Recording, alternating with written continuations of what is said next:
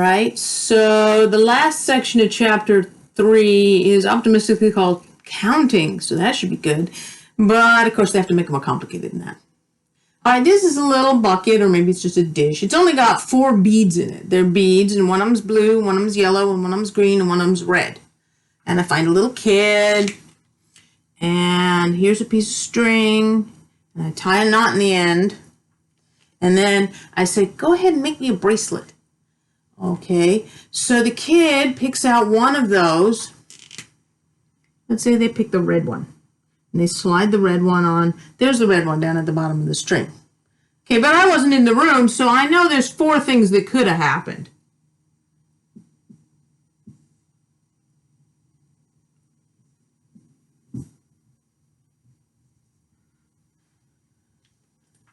Okay, so I come back in the room. I'm expecting to see one of those 4 things.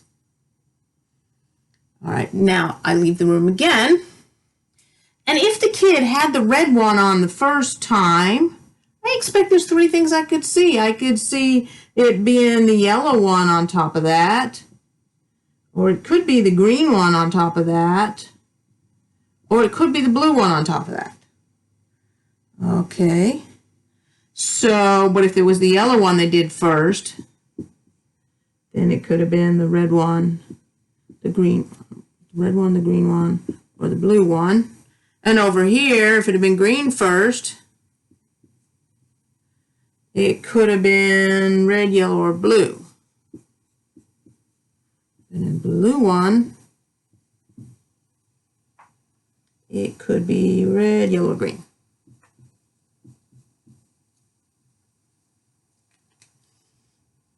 This is all coming from that additional notes page that starts with 4 beads, red, yellow, green, blue.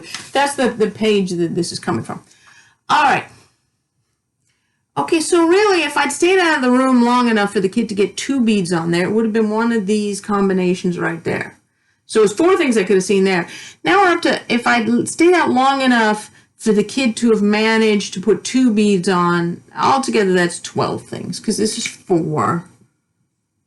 And this is 4 times 3 because in each case I put 3 new ones under each one. The red got 3 under it, the yellow got 3 under it. All right, but what about the third one? Now, I'm not going to write out a lot of these, but over here under this red, yellow, that kid can only choose. All right, they could choose to put a green one on top of that, or they could choose to put a blue one on top of that. And this kid could, if they started with red, green, they could choose to put a yellow one on top of that or a blue one on top of that. So for each of these down here, there's only 2 choices. I mean, there's only 4 beads. You can't like put a whole string of blue ones on there or anything like that. Just one for each color. Okay, so under each one of these, basically I would be writing 2. So if I write 2 under each one of those 12, 4 times 3 times 2, that'd be 24. All right, now if I had the red, yellow, blue kid, you don't have a choice. You got to put the green one on now. It's the only one you got left. Okay, so under each of these 24, I can only write 1. Whichever bead they got, that's the one they got to go with. So that's really 4 times 3 times 2 times 1. 24 different possible bracelets this kid could make. All right. 4 times 3 times 2 times 1.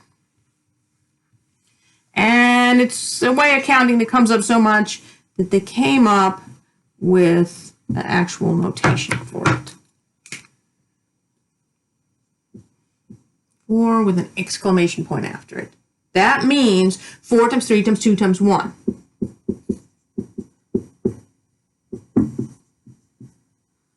Okay, and this is supposed to be pronounced 4 factorial. You're not supposed to say 4.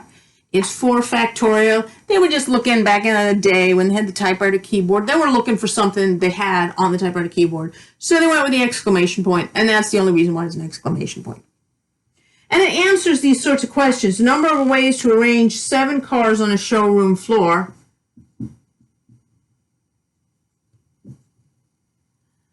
Okay. 7 factorial. This was number of ways of arranging 4 beads on a string, number of ways of arranging 7 cars on a showroom floor, number of ways of arranging 10 questions on an exam. That, it just answers that number of ways of arranging is with the factorial sign. Well, okay, 4 times 3 times 2 times 1. I can just about do that one in my head. 7, well, I could get out my calculator and I could go 7 times 6 times 10. By the time I get to 10, I'm like, I don't even want to do that anymore. There's got to be a better way, which there is. Okay, if I put a 4 on my screen, so you got to put the number on first, and then you find the math button. For some people, it's a second function. On my calculator, it's not. It's down here in this first column, math. And then across the top, it says math, num, CPX, PRB. PRB, that's what I want, because this is actually a probability question. Okay, RAND, NPR, NCR, exclamation point. It's like the 4th one down. So then I choose exclamation point, hit enter. Now my screen says 4 factorial on it. And then when I hit enter, it just says 24. So 7, math, PRB, exclamation point, enter. 5040. 10, math, PRB, exclamation point, let's see, millions. 3,628,800.